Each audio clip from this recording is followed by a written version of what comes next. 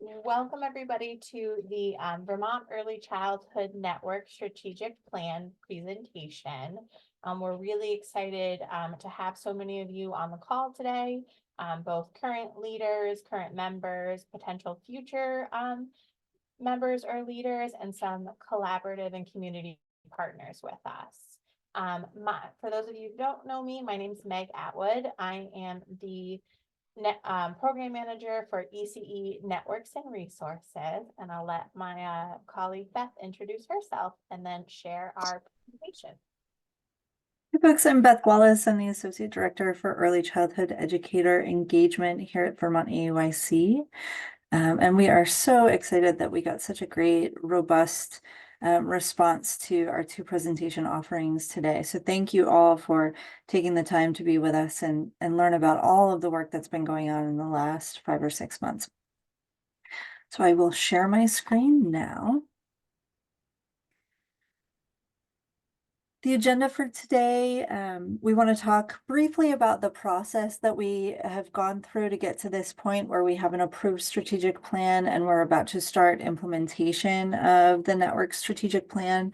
Many of you have been engaged in this process, either through completing the peer networking survey or one of the focus groups that we held with network leaders back in the fall, or maybe on the SPARQS Advisory Council. So some of this will be familiar to you. It might be new information for other folks, but just to kind of set the stage around how we got where we are.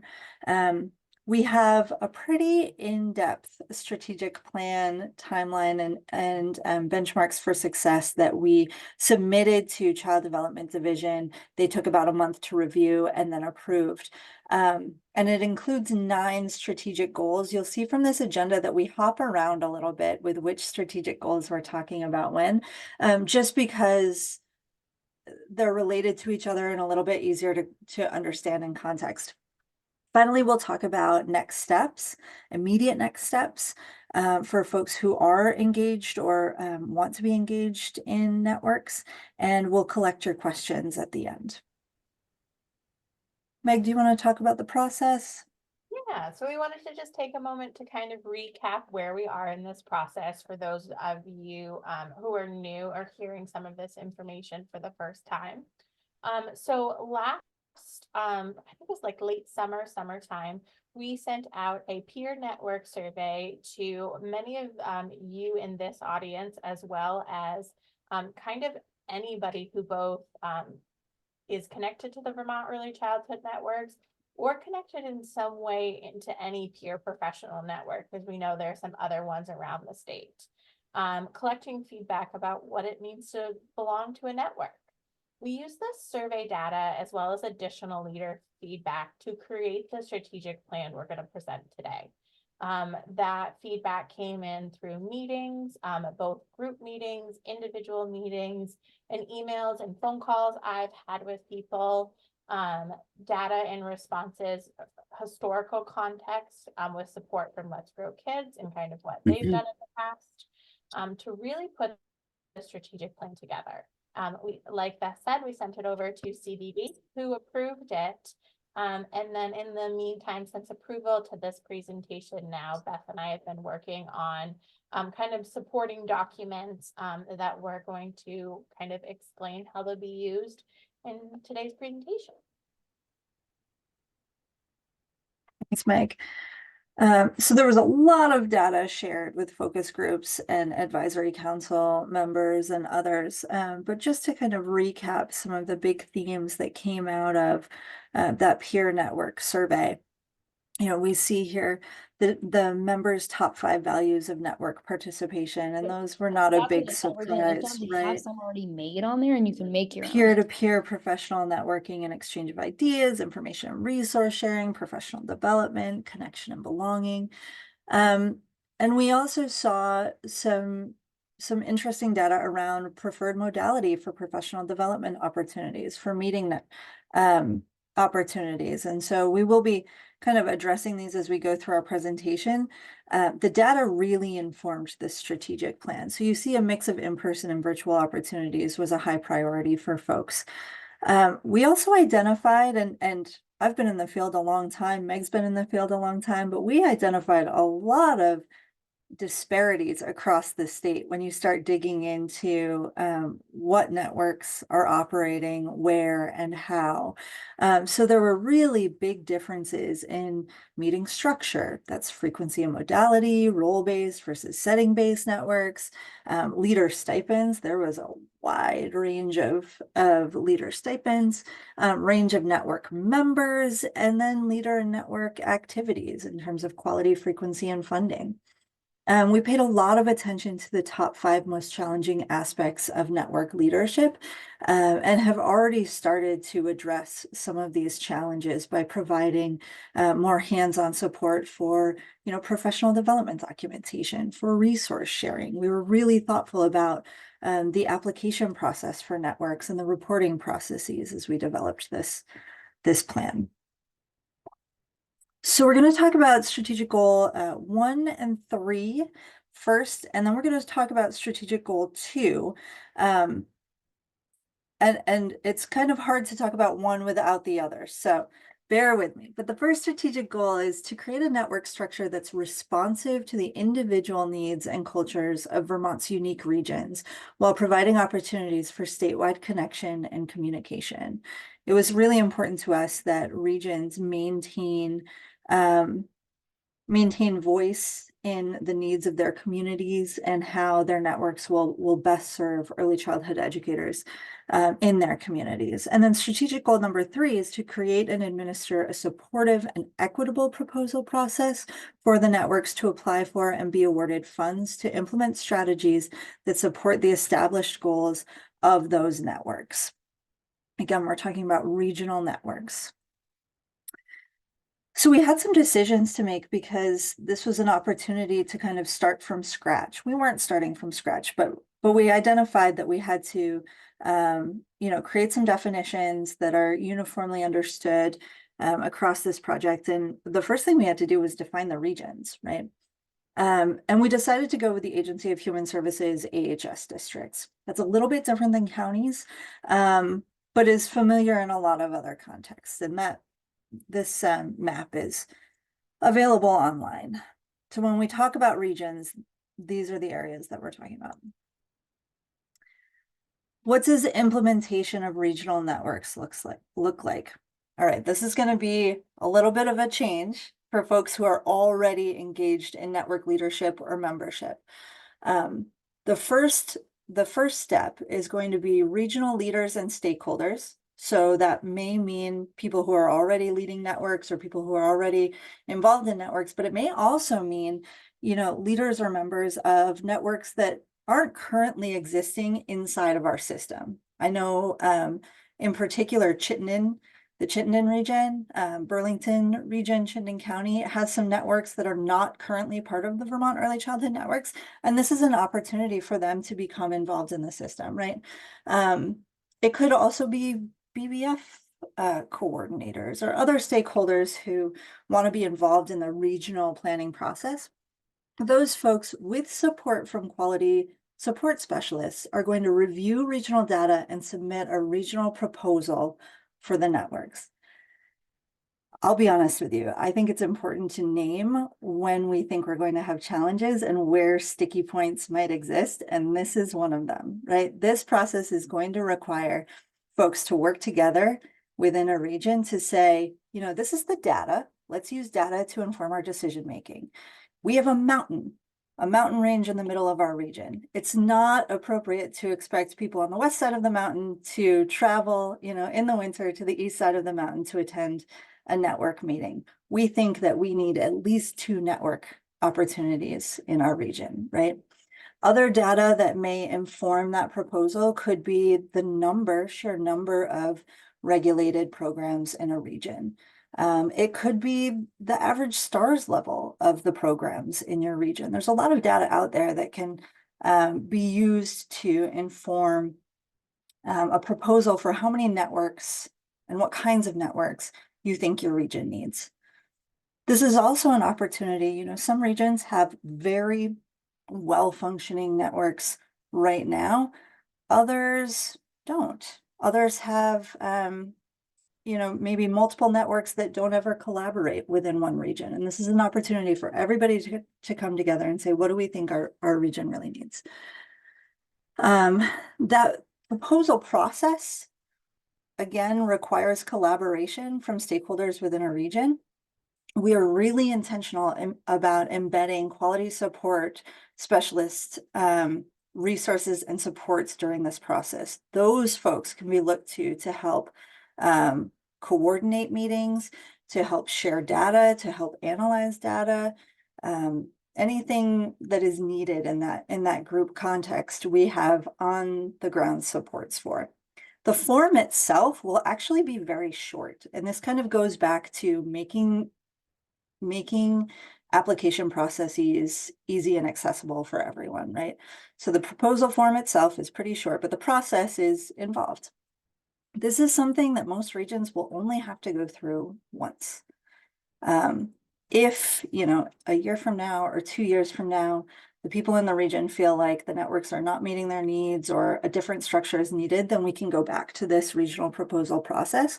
But this is expected to be kind of a one-time messy process while we review data. Regions review their own data and come up with a proposal. Once that's been approved, individual networks will engage in goal setting.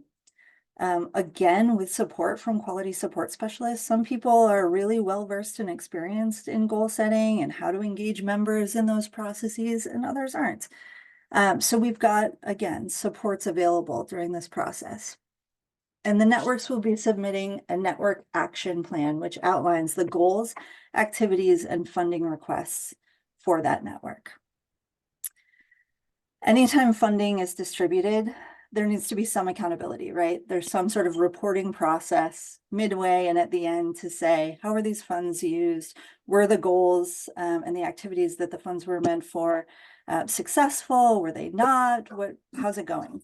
Traditionally, that's like a written report. Again, going back to that data, that presented some real barriers for folks. So we envision that these progress reports will actually be facilitated discussions, not written reports with network leaders. So Meg will be reaching out to network leaders mid-year to say, let's schedule a meeting and just talk about how your network's doing. What activities have you accomplished? We'll take care of the documentation end. It's a friendlier process. Hopefully it's not intimidating, and it's really, again, meant to be supportive. Is this a goal that for some reason your network is still working on and should be built into next year's goals? The other thing that we really recognized was important was having clear and consistent network leader expectations, right? Having some accountability for network leaders. Again, we saw a wide variety of how many leaders were in a network, the amount of work that they were doing, the types of work they were doing, the amounts of stipends that they were receiving for their work. So we've developed a leader memorandum of understanding. That's going to CDD just to take a once over later today, but we've got that ready to go.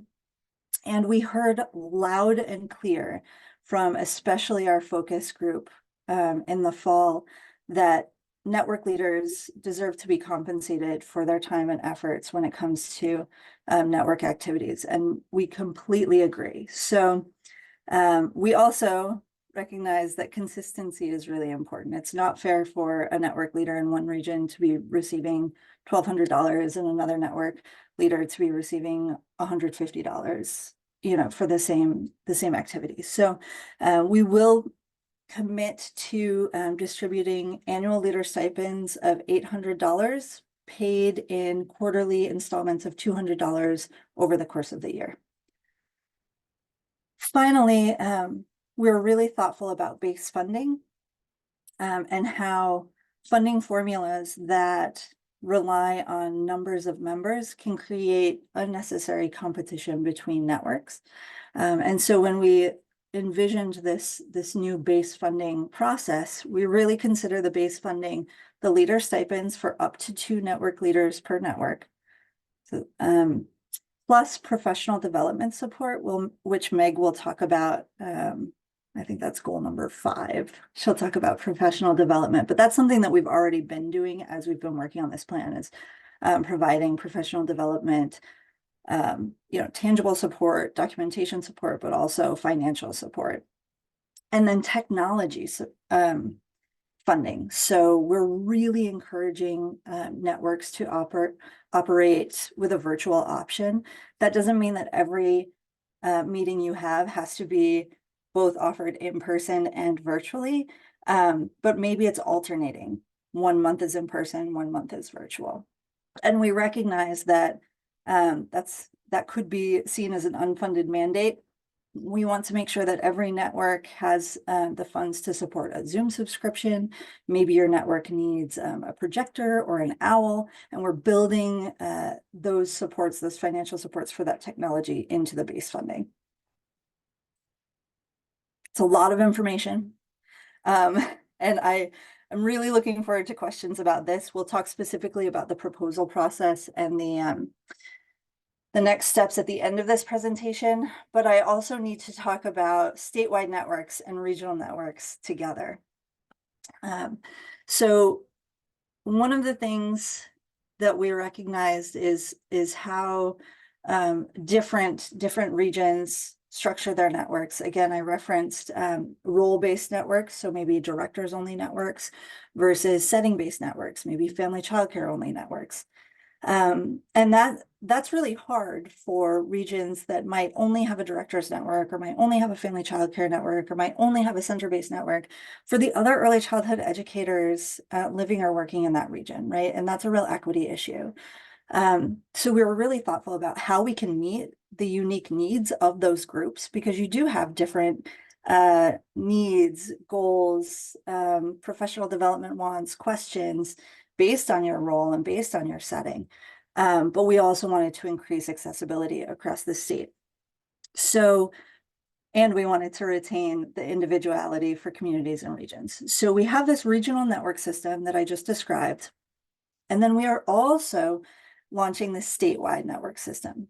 The statewide networks are set to launch in the fall, because we can only do so much at once. And we thought it was really important for folks to be grounded and get settled in regional networks before launching the statewide network system.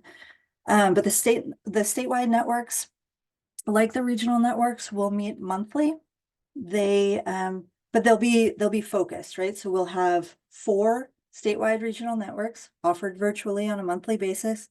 1 for directors, 1 for family childcare home folks, 1 that is specific to infant and toddler, and another that is specific to preschool. Now, conceivably, 1 person could join 4 networks, right? Plus their regional networks. And that's okay. One of the things we really want to stress is when we get rid of that competition aspect that the funding formulas could potentially create, it's okay for one ECE to be a member of multiple networks. Now, how feasible, you might be eligible to participate in 4 to 6 networks. The amount of time you have and where you want to focus your energy is up to you. But it's possible to participate in statewide networks and regional networks. The other thing that we think about is, maybe I live in one region, but I work in another region. So it really makes sense for me to join the region that I live in, because those meetings are at night and they're more accessible. Equity, access, and flexibility is really the theme here. But getting back to this statewide and this regional network system, there are a lot of commonalities. There are opportunities for both folks to get together in person. The great thing about having the networks and the annual conference and PD under the Vermont AUIC umbrella is that we can say, hey, we really want to build in-person networking opportunities at the annual conference for our networks folks. And we've already started planning that. Again, we'll have the 4 statewide networks. That doesn't mean we're locked into those 4 networks forever.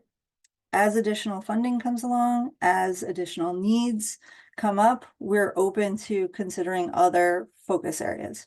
But what that means for regional networks and regional proposals is that they really should be open to everyone in the field, right? That niche is going to be met on the statewide level. And there are benefits to that. If you're a family home childcare person who belongs to a family home childcare network in your region, you're really only benefiting from the other family home childcare people in your region, their expertise and their perspective. But when we turn that into a statewide network, you now have access to a lot more experiences and expertise and perspectives from around the state. The same goes with directors. And those networks that are closer to home and in your communities are accessible to ECEs throughout the field.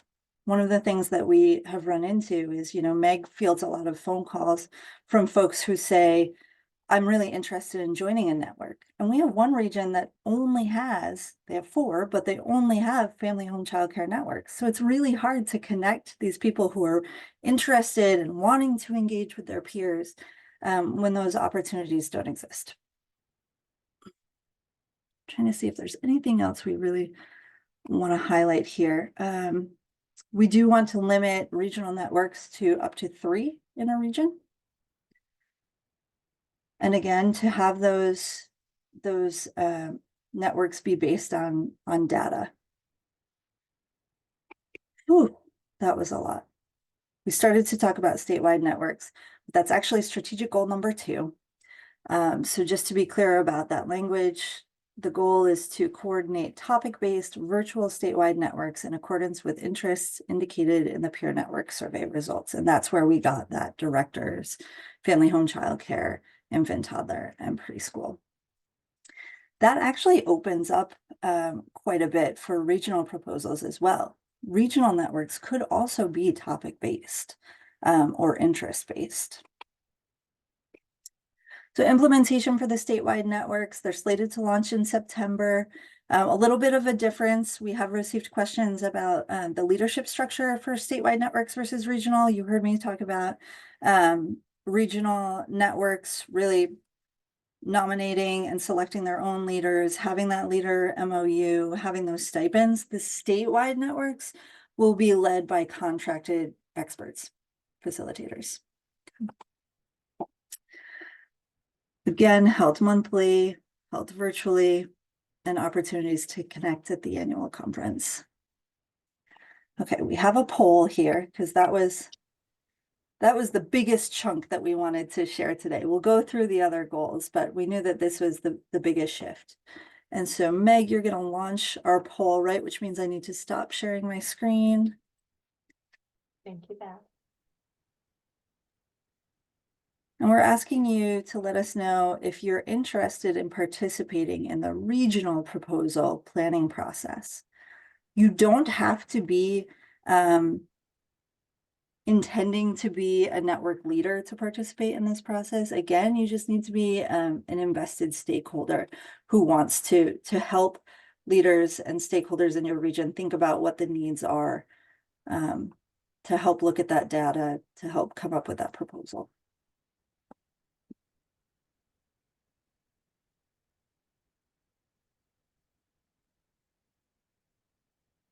We were almost there. 15 out of 22 have answered. Thank you for answering that poll question. I'll give it another minute before ending. And if you didn't have a chance to answer it, there is a next step that we'll talk about in just a second, but I appreciate all of you answering. If you're on on a phone or anything like that, totally fine if it didn't pop up on your screen in the same way. But it looks like most of you have answered it. So I'm gonna go ahead and close it. And so it looks like about 44% have been interested, and then 6 additional people need more information. And thank you to those who have said we're all set. There are other people in the region, so I feel pretty good about that. So for those of you who let us know that you are interested in it, I have a next step for you to collect some information to send it off to the right people. I'm putting this in the chat right now, but I also will make sure this gets emailed out to all the attendees.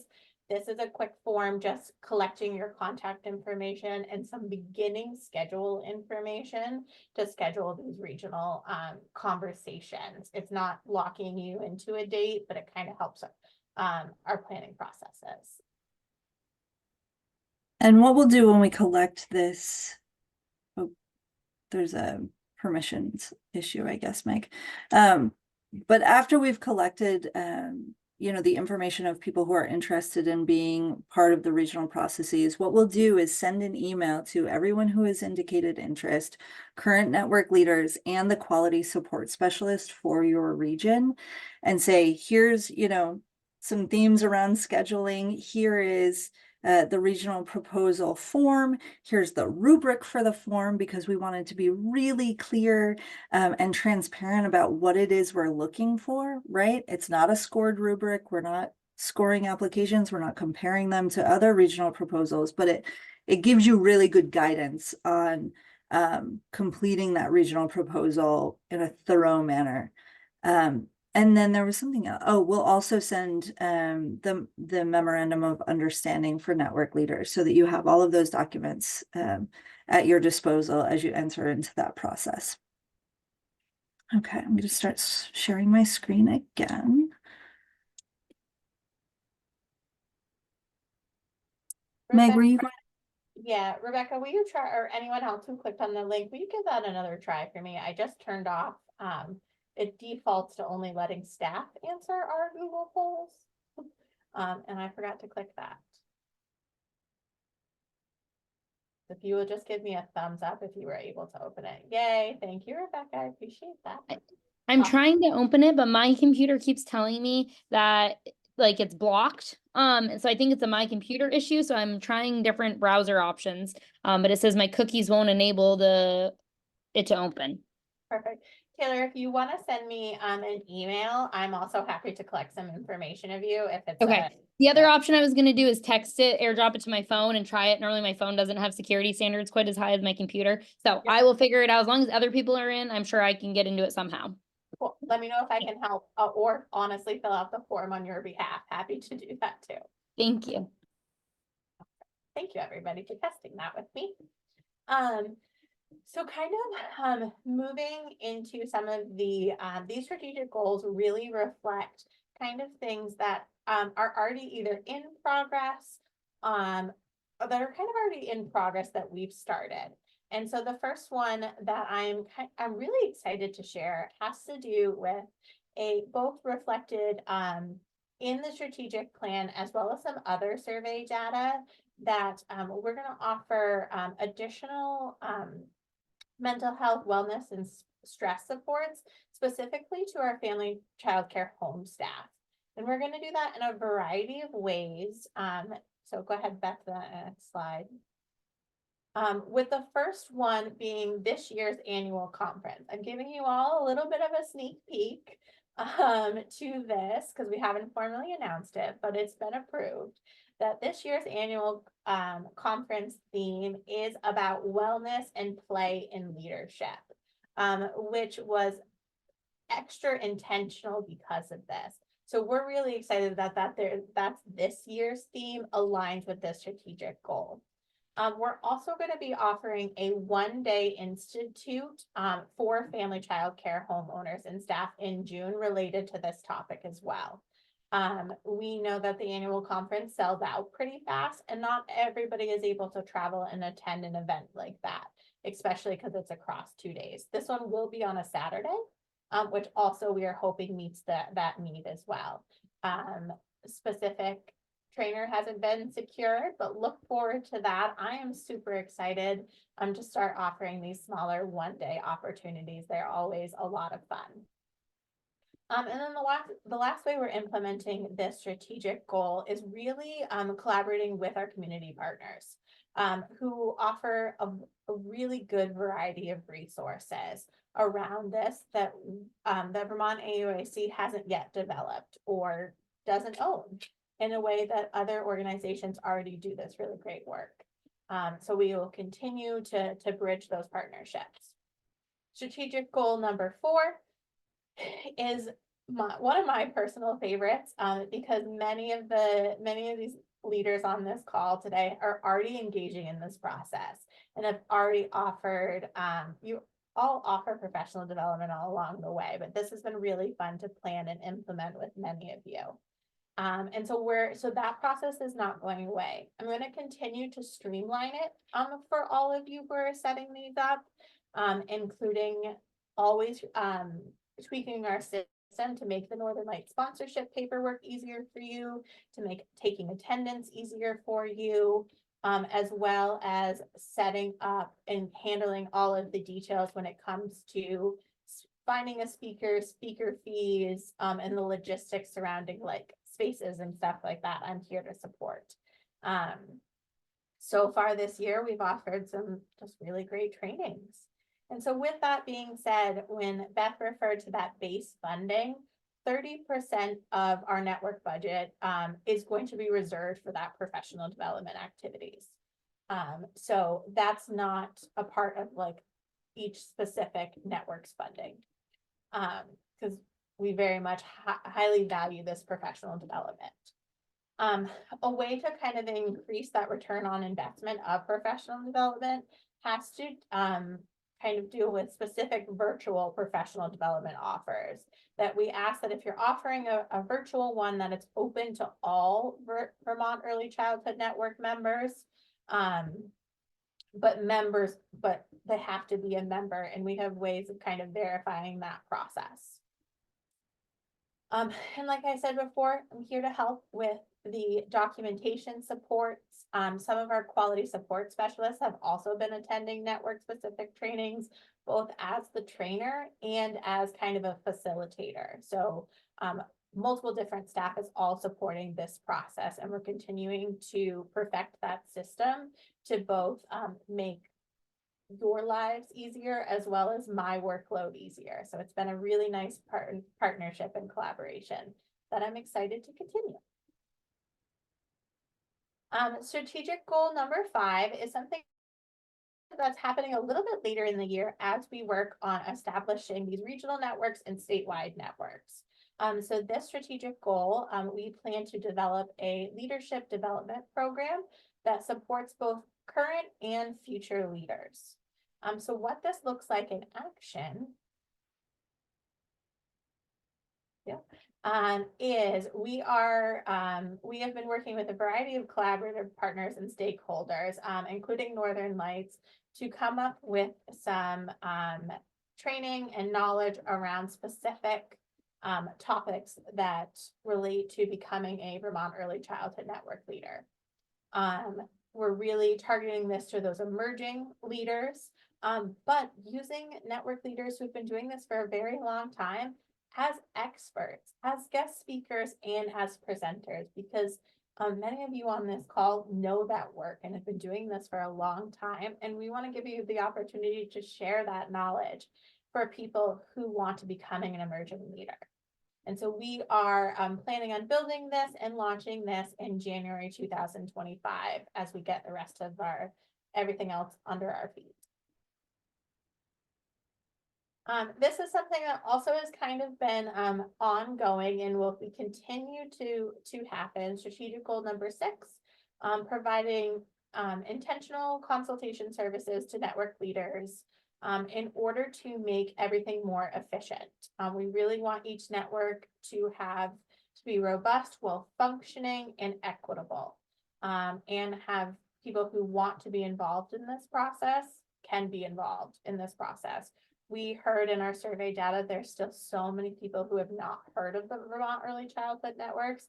And so I want to lessen that number, but I also want to make sure that we're supporting our leaders to be efficient leaders. So how we plan to do this is in May or June, we're going to roll out a monthly newsletter to kind of help support I imagine that many of you are on various email lists. And I am hoping to support the communication that happens for both you as a leader as well as your members who are probably on a lot of email lists, and synthesize that information that's really important to share that it connects to network activities. There will be wraparound supports in kind of any variety of way that you need it. And we're hoping to share resources with you at your network meetings, whether that be just a bunch of the sky is the limit with the resources. We're continuing to develop our resources. We work hand in hand with First Children's Finance and Shared Services. And so lots of resources. And we, the networks are part of the SPARQS program. And so quality support specialists are very much engaged in this process. And so what that means for you is that we want to make sure that a Vermont EAYC staff member engages with the network at least twice a month. And that engagement doesn't mean a full meeting. It just means many of you email me quick questions. Many of you ask me like a budgetary question. And sometimes you're working with your quality support specialist who's attending your meetings or answering questions of your member. That all falls under this engagement umbrella that contributes to that twice a month. It also just holds us accountable as staff to make sure that we meet everybody's needs.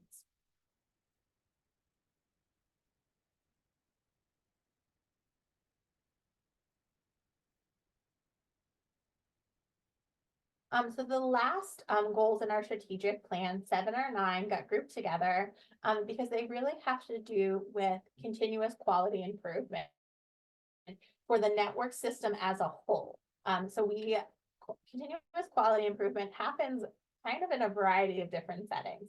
It happens on an individual level when you complete an if-dip form. It happens on a program specific level if you engage into STARS. You're filling out a continuous quality improvement plan. It's going to be happening for your network as a whole as a part of completing an action plan. And then it's going to get even bigger when we think about it for what that means for the Vermont Early Childhood Network system. And so there's a couple information steps that have to do with how we are offering that CQI lens to the networks.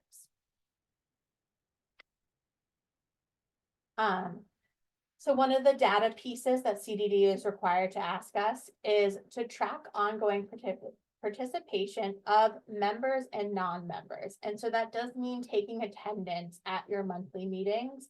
But I am here to support that attendance process and give you tools and forms to make that easier.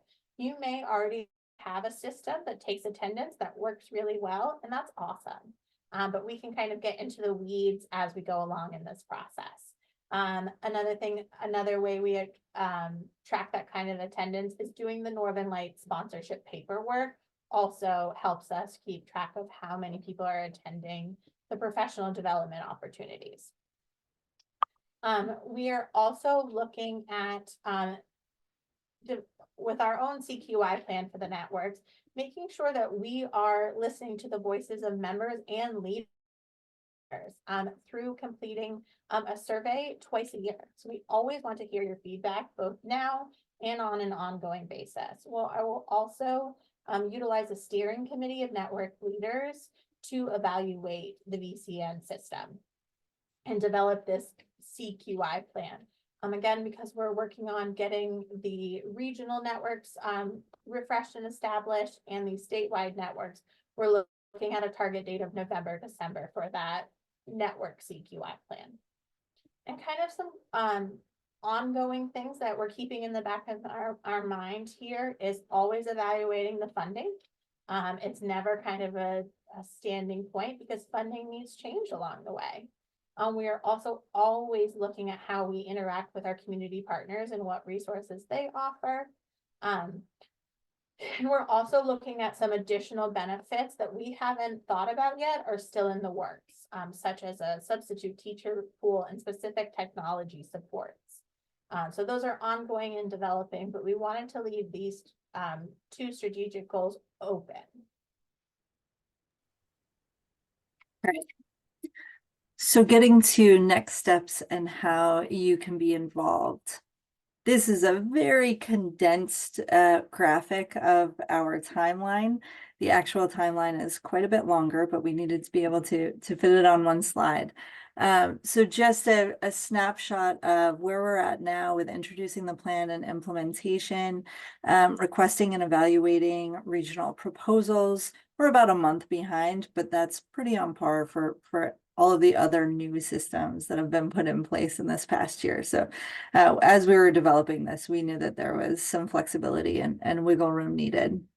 That technical assistance and outreach piece that Meg was talking about is March and beyond, launching the statewide networks in September, distributing a survey in September, offering facilitated networking and targeted sessions at the annual conference in October. Everybody's got those dates, right? October 28th and 29th.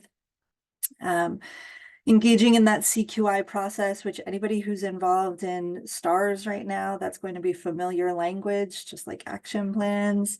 And then finally, that leadership development community of practice in December and January.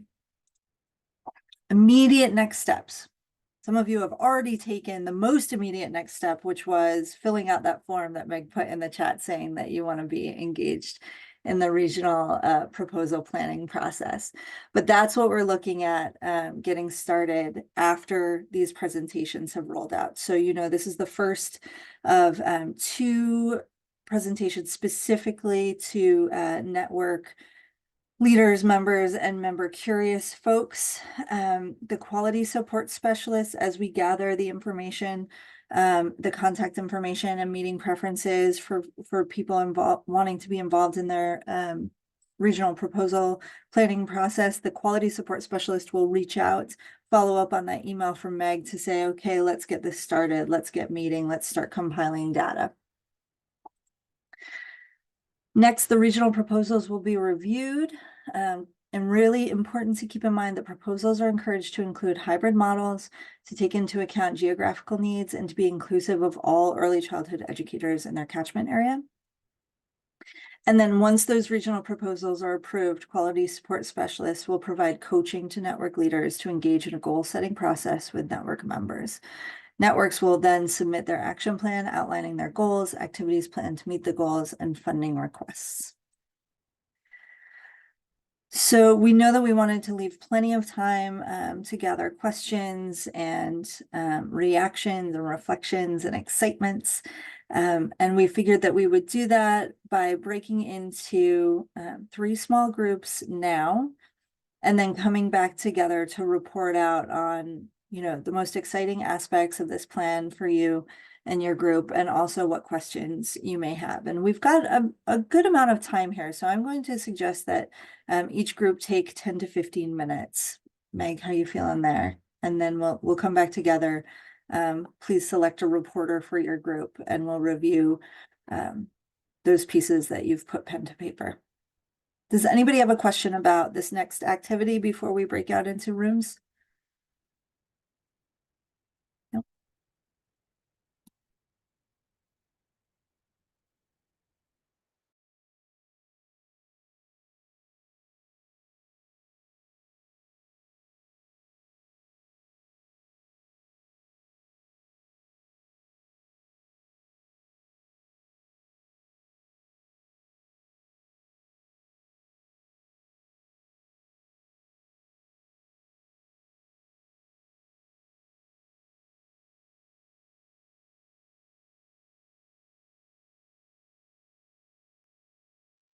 Beth and Joanne, before I head out, were you able to, I don't know if it assigned you to a room. Yep, there it goes.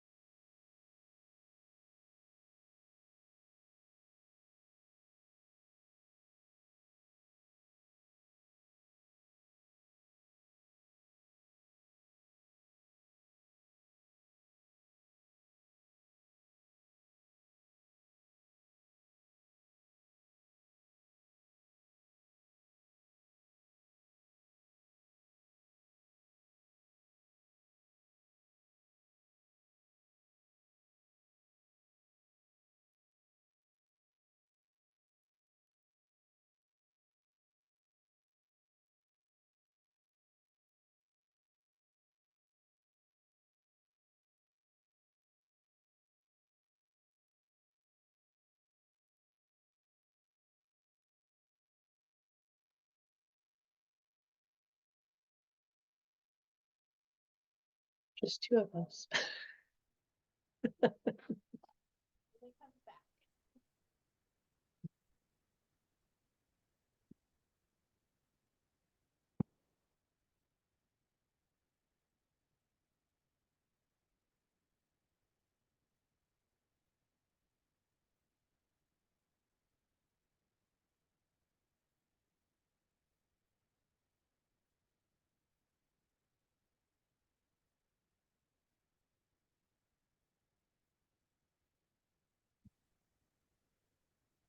Getting some people back.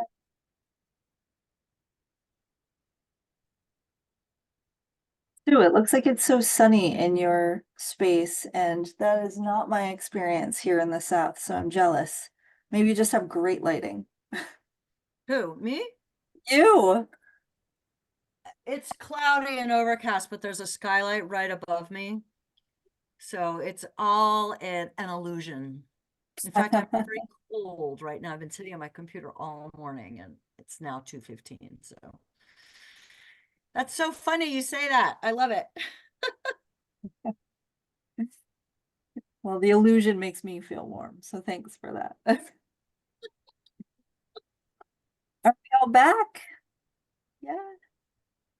All right, so we split into 3 groups. We were hoping to have a report out from each group. Is there anybody who wants to go first?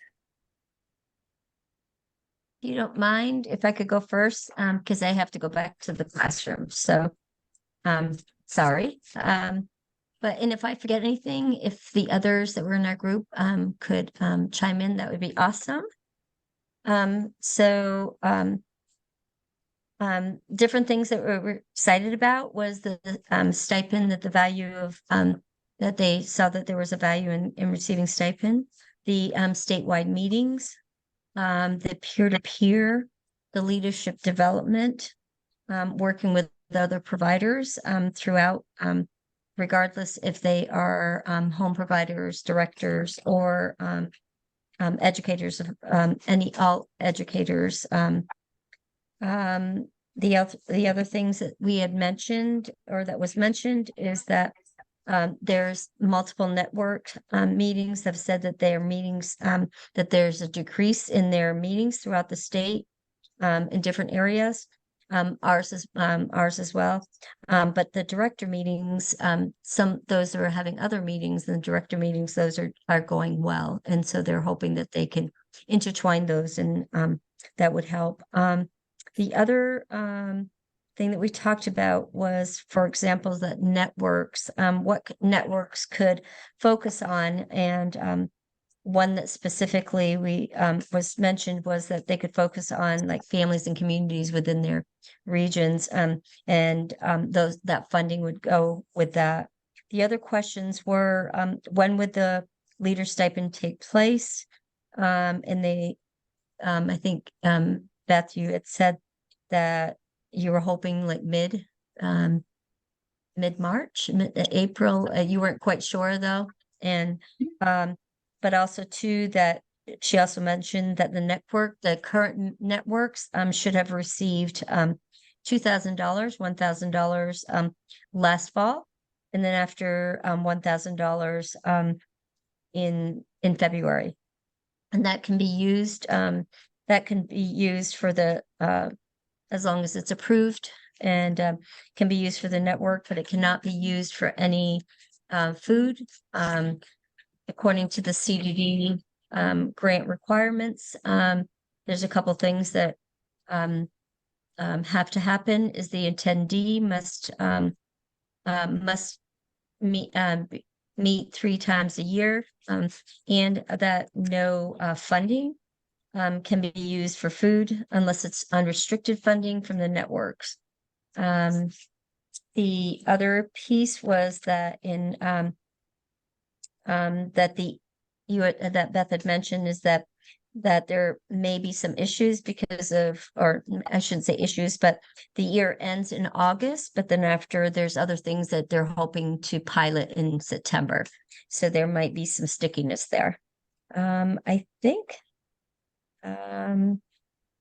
that's all I wrote down for meetings. There was some great conversations with different areas, and some, quite a bit of excitement about where this is leading to. So anybody else that was in our section? Did I forget something?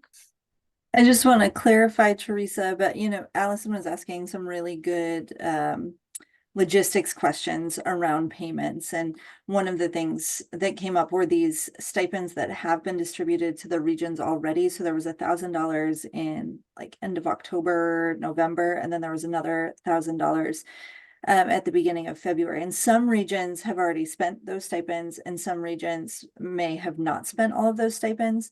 And so Allison was asking, like, once we have these new networks, what happens to those unspent funds? And those funds were really, they were purposefully given to the region, not a specific network, right? So any balance should stay with the region, and we can talk region by region about whether that gets divided among the new networks, or maybe it's a collaborative effort or something that multiple networks agree to spend those remaining funds on.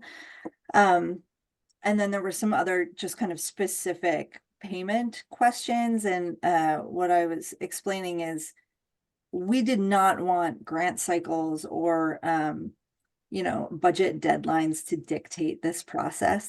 That's backwards, right? Like, we really wanted to think positively about what the field needs most. And so on our end, we will navigate the stickiness of a grant cycle ending at the end of August and beginning again in September and all of that. But yeah, there is funding to be had. We are working to make those processes as easy as possible to access. It's from our group.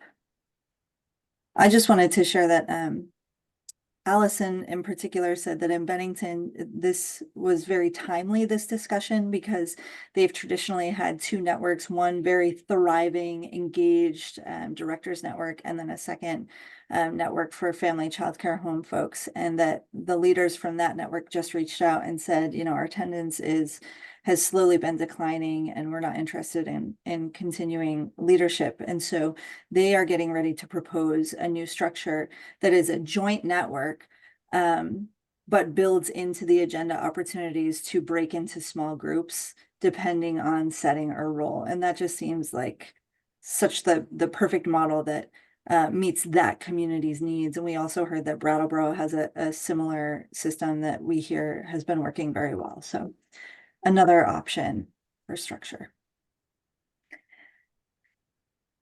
Who's the second group? We were group number 2. So I guess I'm happy to share. I became the note taker, and we'll try to capture everything we talked about. We had a really, really robust conversation. And hi, everybody. My name is Daisha Osland, and I am a part of the engagement team with Meg and Beth. Though I don't work directly with networks, I do oversee the Student Loan Repayment Assistance Program, and was just here today twofold to learn more about the networks and also just to be a presence and support in the breakout groups. And I'm really glad that I was here. We had some really, really great conversation. I'll try to boil it down into a few main points.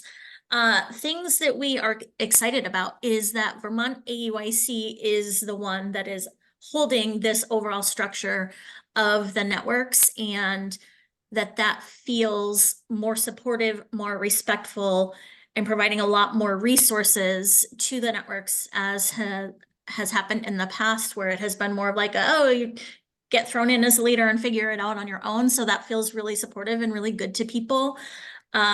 Second of all, the fact that the networks will be following and implementing a CQI plan, which is a lot of work, but at the same time makes things flexible enough to gather data, gather feedback, and pivot and shift and change as things roll out, because we talked a lot about all of the change that has happened in this field in the last couple of years. And this is just another change on top of all of that, which is amazing, yet also scary. So the fact that we'll be doing continuous quality improvement is exciting for folks. We were really excited about the statewide networks, particularly the center-based networks, and just in general, that added layer to networks. So in terms of questions, I guess we didn't have many questions, but we were questioning a few things, if that makes sense. So the one actual question that we had was, who will be responsible for writing this monthly newsletter that we talked about? We might not have the answer to that yet, but will that be leaders? Will that be someone? We at do. Vermont? We have the answer. Meg will Okay. be just that. Great. My assumption is you write that based on conversations that you have had with network leaders, and awesome. So it's not adding Really, another it's a way to distill and combine resources and updates and announcements and to highlight successes in different parts of the states and different regions. So yes, Meg will compile and send that out. Great. Fabulous. So that kind of goes along with one of the other things that we're questioning or just thinking about, which is the fact that we are creating new networks, the statewide networks. It's amazing that folks can participate in as many networks as they want, but just recognizing that they only have capacity, like you said, Beth, to really only participate in one, maybe two, but having a little bit of FOMO and wanting to have that information and that experience of what is going on in those networks, and just hoping that there is a way that that information can also be distilled and shared out to appropriate members who would otherwise have really liked to be a part of that network. And then that information, however it is shared if possible in in different ways, because we often get bombarded with emails. So depending on the person, allowing access in whatever way works easiest for them. So there's that piece. Let's see, what else do we talk about in terms of questions? I guess there's just an overall concern that this is a lot of work, and that there are 9 goals. The timeline is pretty short. So just recognizing that it is a lot of work, and there is a little bit of trepidation and fear in that Vermont EYC is biting off a lot, and it may be more than they can chew, and really hoping that there is the promised follow through. And what that would look like for people is just really getting timely, correct information to leaders to give out to their networks, specifically when it comes to deadlines and things like that, so that leaders don't have to go back and change the information that they're giving to folks in their network. Let's see, I think that might be it. Let me just look quickly.